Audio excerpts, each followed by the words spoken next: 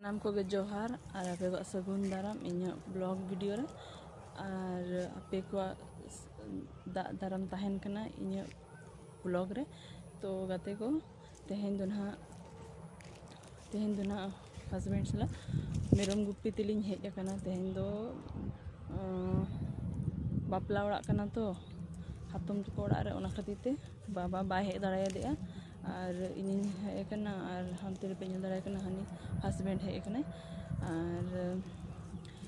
तबे तेहेन दो ओना कोगे बोन कथा जे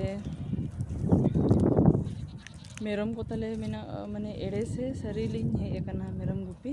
ओना पे लay आपेया और इन देखा आपेया। तबे मा तबे इन ब्लॉग रे आपे कंटिन्यू तहन पे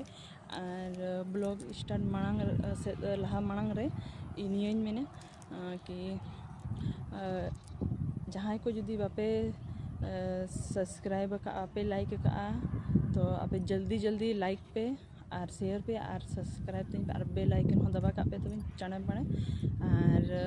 नोंका गे दिन हिलो गे नेतो तो ना डेली ब्लॉगिंग बनावा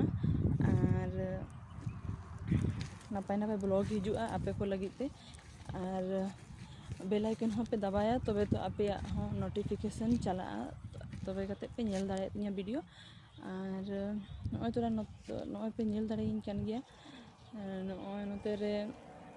खेत से कना खेत आड़े से लिंग हेज कना और हाने हानते दो हस्बैंड मेनाया और हाने हानते रे पे नेल दाड़ाय को कना हानते रे कोटी मेरम मेना को आदो अलिंग बखरा एकला दो बांगे जतो हरनी गे नोडे पे हरनी मेरम मेना को और तो और आधा हानते रे हेना को हानकु पे नेल दाड़ाय को कना और हानते रे आधा मेना को उनको तुरंत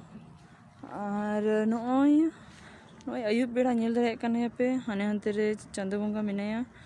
नय अयुब बेड़ा इयो कना 4 बजा कना और अयुब बेड़ा ब्लॉगिंग बनाया और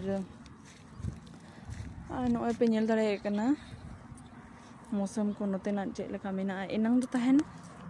अडी गे एनांग दो इयो ले तहनाय रिमिल ले तहनाय उनका खातिर ते होला हो उनका गे पूरे रिमिल ले तहना फिर सितुंग की आय फिर मने के ले पाले ना बाय दागा तो फिर दाग के गया निदो भीतर ते फिर और बापला हले चला गया तहना और अडी गे दिक्कत हुईना तो उनका ब्लॉग बन बनावा ले तहना। और तेहेन होना कान गया हातम तको ओड़ा रे दादा ना सिंजले दादा बाहा साहा कना किन तबे आपे इन ब्लॉग रे कंटिन्यू तहन पे ताबन और